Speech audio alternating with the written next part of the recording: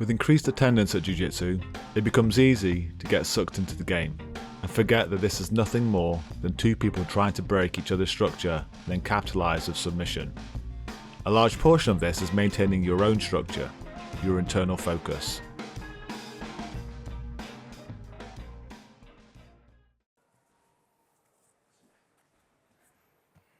All right, time. So, main crux of all this then is, first part I want to work on is like I'm referring to it as internal focus. So it's not getting stuck in the fight, but it's focusing on more what your body is doing, ignoring what they're doing. I want you to move slowly. If you move fast, I can guarantee you're fucking up if you're moving fast. Like I say, you just try and keep those champagne glasses on your back. The more you move, the more erratic your motions, and the more fast you move, I guarantee you're spilling them, like your weight's coming off. Like if you move fast without learning a lot about balance first and about pressure, like if I want to move, I have to take my weight off of it. So Adam was saying earlier, like if I want to move this leg, I have to take my weight off that leg. So my weight's being shifted around.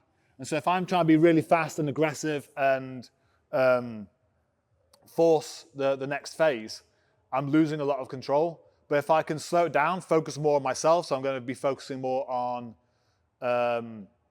my balance, keeping the champagne glasses level. I'm focusing on how my body is moving, so I'm not losing pressure. I'm focusing on my toes being hooked into the floor. So it's not about just doing reps. It's about doing it so you get that feedback off them. My toes are hooked into the floor, so I've got a good forward driving pressure through him, which is improving my weight. And I just want to get around the knees and this is a really important part, is don't rush the ending. As soon as you get around the knees, don't just rush to the hips. Like take your time controlling them. I want to minimize the amount of space I have. Because I'm the attacker, I delete space. If he's the defender, he creates space. So as I go around his legs, I also want to be focusing on any spaces that I'm leaving. Does that make sense? There's a lot for you to focus on there that's ignoring him. Like the analogy of using a car when you first learn to drive, of you're learning about where to put your hands on the wheel, not revving the shit out of the engine, choosing the right gear, how to balance on the clutch, indicating at the right time, checking over your mirrors, checking over your shoulder, all these things that are kind of nothing to do necessarily with each road you're on. They're just things you should be doing all the time. I need you to be good at those before we go on. So as I go around here, so I'm focusing on, right, champagne glasses on my back, so my back isn't rounded, my back has got good posture. So my shoulder blades are down my back is nice and straight. My toes are going to be hooked into the floor. I've got my 3 points of contact to the ground, so I'm not unsteady. I'm also aware of how my back's and my weight shifting, so those champagne glasses aren't tilting. And as I move around, I'm always minimizing space. That's it. There's a lot to do there. So as I go around, champagne glasses, back, nice and strong, shoulder blades down, forward connection. I can ask him to put a little bit of resistance in, but I'm minimizing space as I go around. So my hips stay close to him. It seems like each week we keep revisiting the same point, but I need it to become completely set in everyone's mind, the importance of maintaining your own structures and not getting sucked into the game. This means constant reminders on balance, alignment, and maintaining those ideas whilst moving. This is easier said than done when someone is trying to mess those structures up.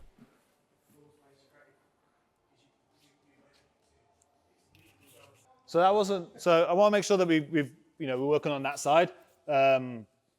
Obviously, we're just going around the knee right now.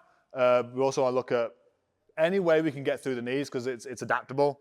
So as long as I get my body past his knees, and his legs might, right now they're in the middle and it allows me to go around the outside. But we're off around the outside.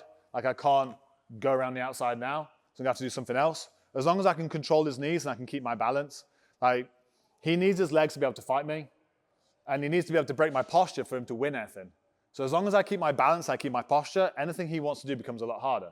So even in this situation here, like as long as I'm, like right now, I don't mind. Like this, historically in jiu-jitsu would look mental because it looks like I'm going to get submitted by putting my arm through the middle and he's going to throw a triangle or something like that. It's not true. Like if anything to work, he needs to break my balance and my posture. So he needs my back to slouch or he needs my balance to come off. or I need to stop putting the forward pressure in. So, you know, I might be here, he might have his guard, and I might be putting that pressure in, at which point he thinks a triangle, but his legs aren't free. If I retreat, then yeah, easy as hell. Like, but as long as I keep that forward pressure and keep attachment to his upper thigh and his hips, his legs aren't free to do what they want. And I have to just keep that. My posture didn't break either. So it was here. I'm keeping that pressure on his thighs, keeping attachment. You can go for that triangle if you want. Again, my balance is good. My spine is good. I'm connected to his hips. My toes are engaged. I'm working my way around it.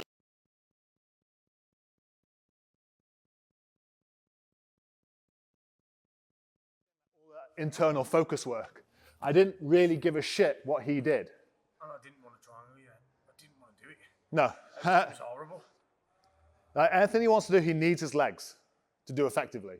And so as long as I'm doing that internal focus work of make sure my back is strong, make sure my knees are off the floor, and I've got that forward drive going through his legs.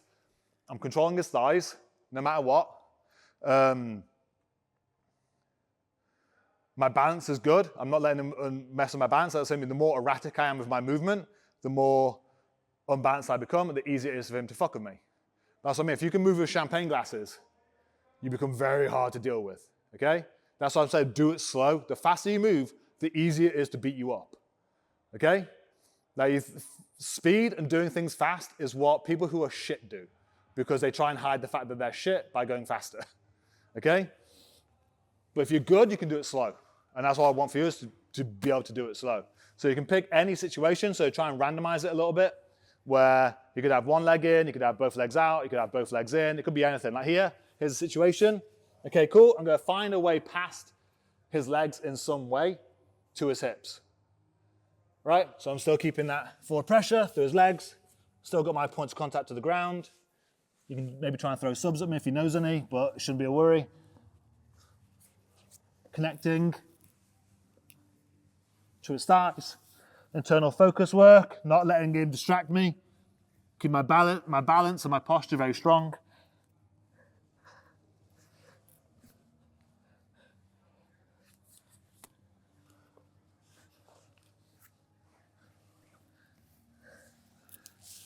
Shoulder blades down my back. Again, fuck him, I'm ignoring him. I'm so focused on my own internal work.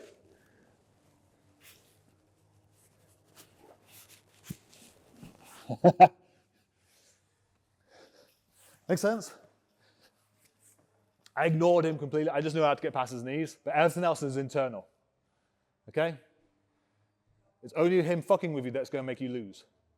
Ignore them. Okay? Do that, because now it's a bit more random, and then we're going to go to actually pinning the hips. Yeah, pretend he's a ghost, and you don't believe in them. It's relatively easy to show people how to move to the outside when the legs are in the middle. There's always the chance of having to deal with the legs when they are on the outside. As long as alignment and balance are maintained, along with constant pressure on the other person's legs, it is easier to remain safe whilst in this situation. It's also fun teaching guard passing in this non-linear way, without properly mentioning the idea of guard, but that it should be something to be feared.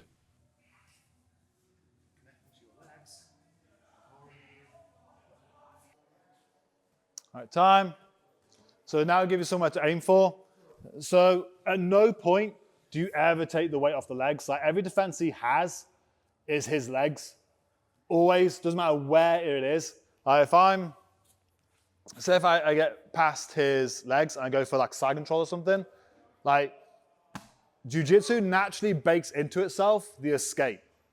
Like you teach people a certain thing and it naturally has an escape built into it. Like if I release his legs and go side control, his main defense is to get his legs back in because he has his legs. But his legs movement is only relative to how free his hips are. Like the idea of a shrimp, so if he does it slowly, is depending how far I am away from his knee and up his femur is how far he has to move. So if I'm right next to his knee here, the amount he has to move is negligible. If I'm up by his hip, the amount he has to move is a lot higher. But again, that's only relative to his hip. So I could put put something here again. But if I have something here, if he tries to shrimp now, there's no he has to really escape his hips. Okay, so it's all relative to his hips again. So if I release his hips, he can escape.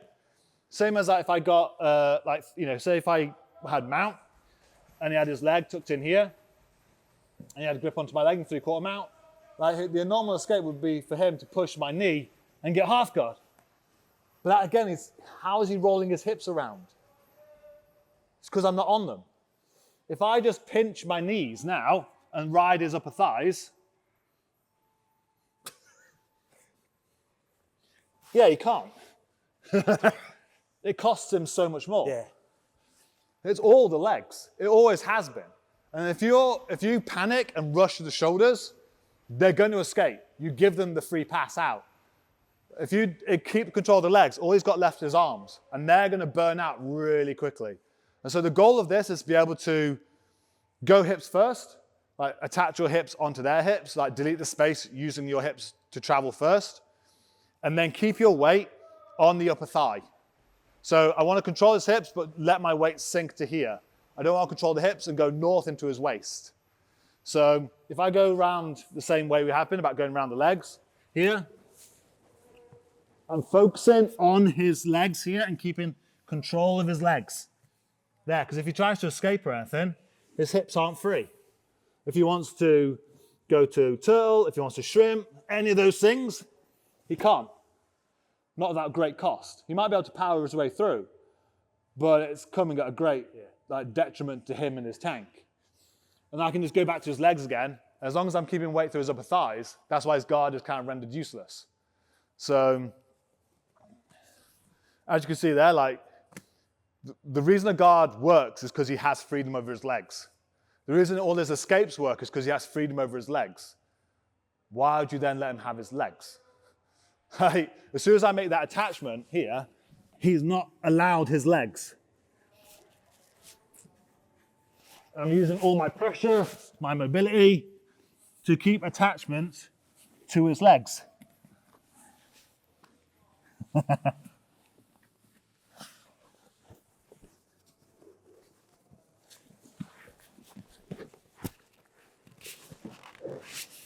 Yeah, it doesn't matter. He can do what the hell he wants. I ignore his upper body. And that's this middle point now, is I need you to be able to move around, and as soon as you get around, I want the person on the bottom to try and get out. Like shrimp, like get your legs back into guard, get up, I don't care. It'll make you suddenly realize, oh, that's the most important part. I need to control the legs. Like, again, if you just lie just on your flat on your back. If I put my knee across here on his waist, move your legs around, just move them around. Yeah, he's got his legs. If I put my leg here, he's got nothing. All he's got now is arms, and they can burn out. Okay, so it's just this upper section here. I want to make sure they are always carrying me. So anything his legs want to do, they don't get to do. Does that make sense? So as you go around, again, hips first. So as I went around, I didn't want to give him space for his legs to get back in, or anything like that. I was moving my hips closer and closer here, keep my back strong, and shutting down his upper thighs.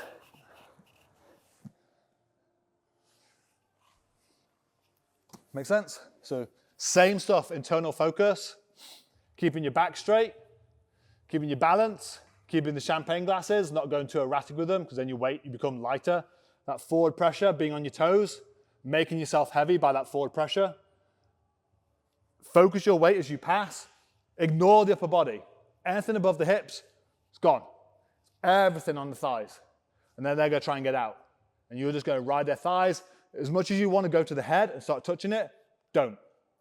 Okay? Everything on the legs. And then see what happens. They will feel rough. They might get out eventually, but then you just repeat the process. Go back to attacking the legs again. The more consistent you are and the less you rush, the easier the game becomes. If you cook their legs out completely, they can't do anything because that's their main method of escape. And if you've got that's gone, all they have is arms. And that's not going to beat you. Make sense? So enjoy beating the legs to death. Even when you get around, all your focus is always on the legs. Until the next part. Cool? Feel it. There's a naturally baked in escape route in most of Jiu-Jitsu, and that is just utilising your legs to increase your weapon count whilst underneath someone. Even from the very beginning of the average Jiu-Jitsu career, this happens with side control and shrimping to a point where it's barely even recognised how important this is, especially when new into the sport. A more interesting way of approaching it is to take that away from the beginning and have the legs always be attacked. I believe this will allow the top person to respect what control actually looks like, and the bottom person more emphasis on escaping the legs as early as possible.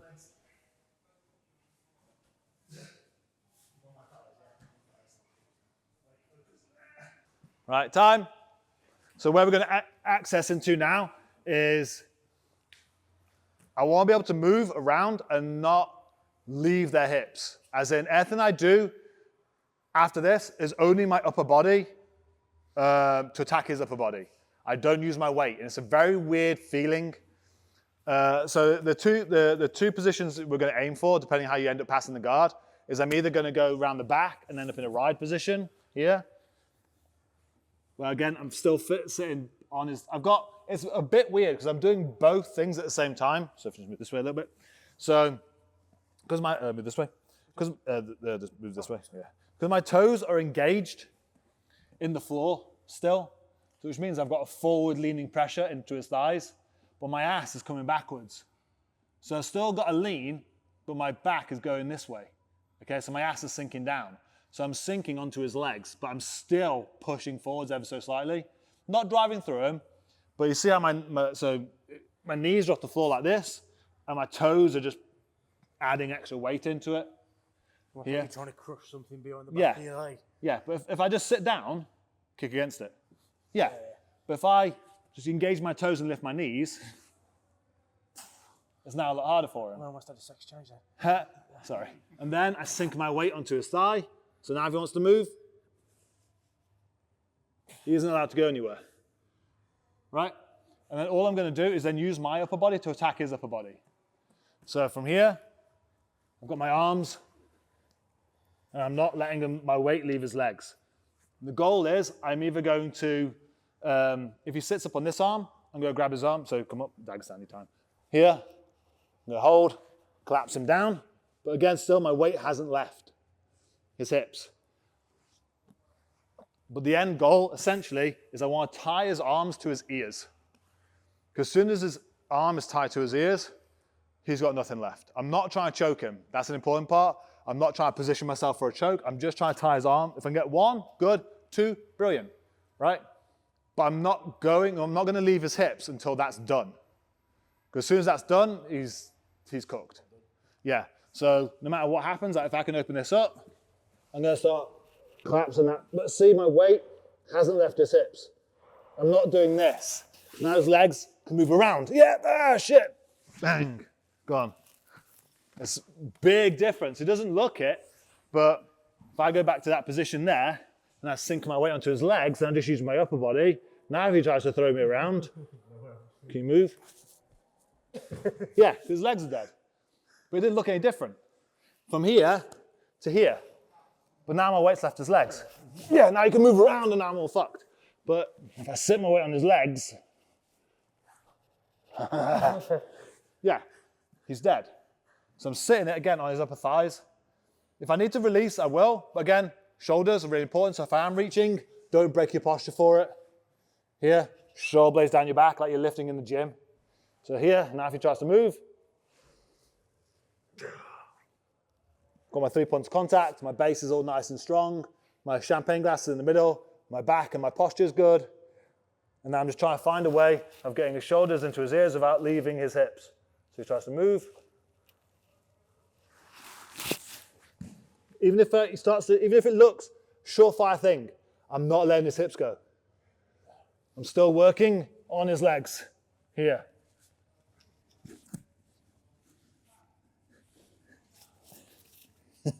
No matter what he does, I'm sitting on his legs. And then you can still keep on working. If I'd panicked and jumped, he would have got out of that. And again, he might be able to move, but it's fucking costing him. See, I'm sitting on his upper thighs. And as soon as I can, arm to his ears, and we hold it in. Then we're good. Now I can leave his hips a little bit. Because now if he wants to throw his legs around, you can't bridge, you can't shrimp, you can't do anything because his spine's gone. Now I can do what the hell I want. So I can tie his, as soon as his arm's tied to his ears, he's done. I can then leave his hips. That's the only time I'll take my weight off his hips, is if that's happened. If I start to lose his arm, I go straight back into his legs again. And we repeat the process over and over and over again until they don't want to fight. So it might be a situation where I've come through, I've been working this up. Now we're here, he starts defending. Again, I'm focused on his legs still, even now. Cool, I'm gonna go straight back. And now if he tries to escape,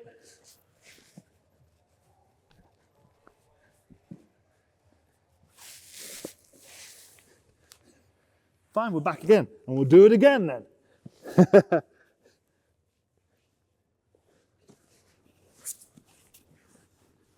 And we'll keep doing it over and over until he doesn't want to fight. Okay? So, I'll show you again. The situation we want to end up in is either around the back, where I've got his arm up here. If he gives me the second arm, if he comes up on his elbow, then I can pull it down. Oh, no. Then he's completely, but again, my weight still in his legs. I'm focusing my gut, my abs onto his legs. If he wants to move, I actually can't. I haven't rushed the back. I could take his back, but I didn't rush it, because if I rushed, he would have left. Does that make sense? Everything sucked onto his legs. Okay? And if I can, come back this way a little bit. The other option is I want to get through to here, one leg in the middle, and I'm pinching my knees on his thigh, on his hips. I'm sitting my weight over his thighs. So again, I'm not here on his waist. Now his legs can move again. Yeah. Does that make sense? Fuck that. That's all right, he'll fix. I'm sitting my weight back here, so now if he wants to use his legs. Yeah, he hasn't got any. So I'm not here. It's here. Upper body can attack his upper body.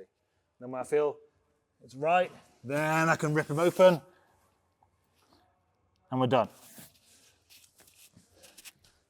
Make sense? So that's what you're gonna aim for, is you just wanna find a way, tying their arms to their ears. And it's only then, when his arm is touching his ears, you leave the hips. And even then, it's only barely. You still keep a pinch on his hips, but you leave the thighs, shall I say. Okay? So that's the aim, is find whatever way you can, tie the arms to the ears. And once you feel it's completely tied up, then you can leave. Not until then. Cool? Feel it? Part of then moving up into dominant position is not allowing the legs to become free whilst you attack the upper body. This is where weight distribution comes in, and maintaining control of the legs whilst pulling the upper body apart and attacking the other person's alignment further. Now they don't have access to their strongest weapons. The most difficult part of this is not becoming greedy and returning to attacking the legs when it looks like they might try and get free. Consistency of focus is critical here. Starts to get control, you go straight back to his hips.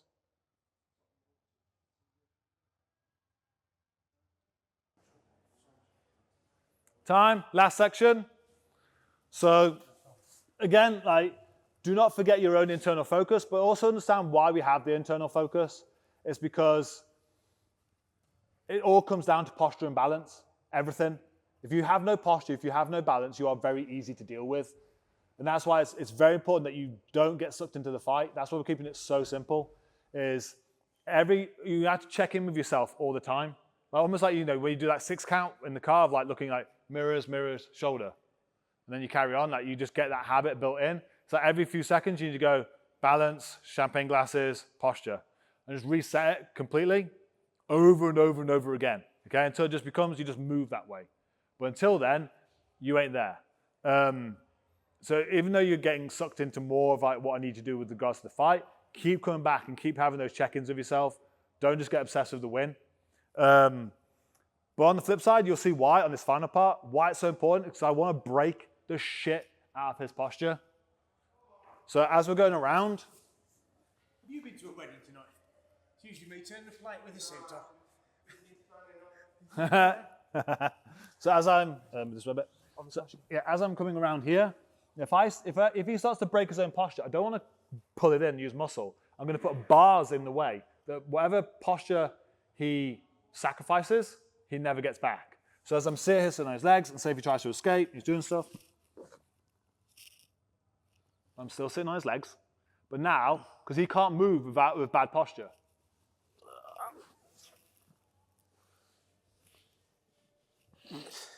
And he's effortless. The reason behind that is imagine I was telling you to do the bench press, right? I can, humble brag, I can do, 100K, 110K. But I have to be fucking aligned to do it. Like if I know I'm putting 110 whatever on the bench, whoosh, everything's ready. Whoosh. But if I was to put 40 on and completely fuck my posture and do this, I'm gonna be terrified of that 40 of it's gonna smash me in the head. Because as soon as my posture is broken, I can't lift as much. We know this, right? If I said, I'm going to ask you to do a squat, I'm going to load it the fuck up with the heaviest you've ever done. You can do, if I said, put it on the bar and said, right, I want you to do a fucking squat. You're going to set yourself up, load it up, good. Now I'm going to put it 3 bars lower. Cool. Still feel you want to do it? No. You're going to fucking die. And that's the exact same here is, for him to do anything on the floor, he's going to need strength. So if I take his posture away from him, he can't use it as much. All of a sudden, 40 kilos becomes scary.